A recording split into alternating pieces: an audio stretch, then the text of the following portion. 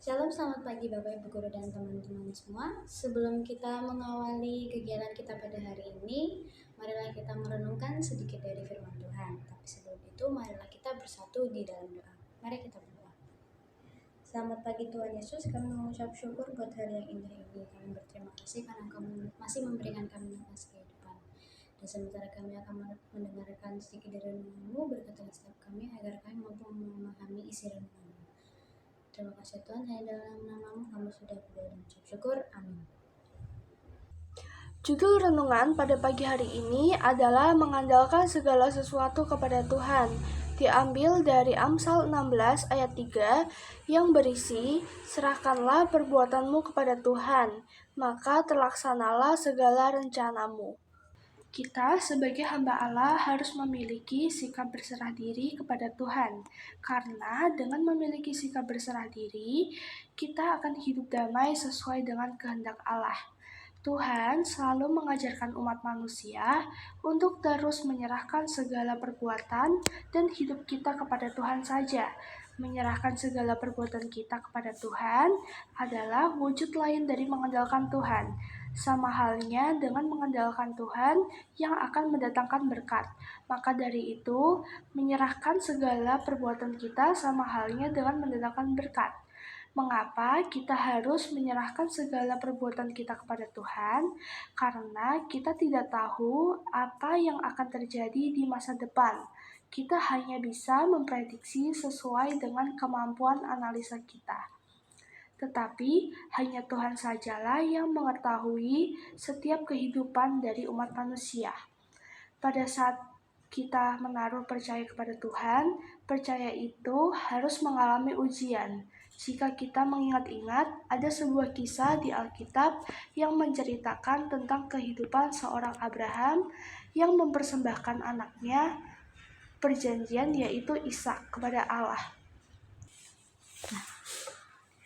Pada awal mulanya, kisah ini menceritakan tentang Abraham dan Sarah yang belum juga dikaruniai anak hingga usianya sudah beranjak tua.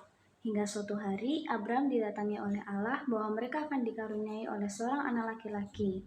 Abraham dijanjikan akan dikaruniai seorang anak laki-laki oleh Allah ketika usia Abraham sudah 100 tahun dan istrinya bernama Sarah berusia 90 tahun. Ketika Ishak masih kecil, Tuhan menguji Abraham. Ishak harus dibawa naik ke Gunung Moria dan Abraham harus mempersembahkan Ishak sebagai korban persembahan bagi Tuhan. Saat itu Abraham sangat bingung apa yang harus ia lakukan.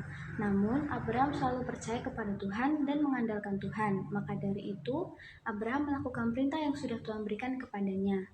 Dilihat dari cerita tersebut, kita dapat mengetahui bahwa Abraham sangat taat dan mau mematuhi perintah yang Allah berikan kepadanya dengan segenap hati. Kita harus meneladani sikap yang dimiliki oleh Abraham. Ia mau mempersembahkan anak perjanjiannya kepada Tuhan.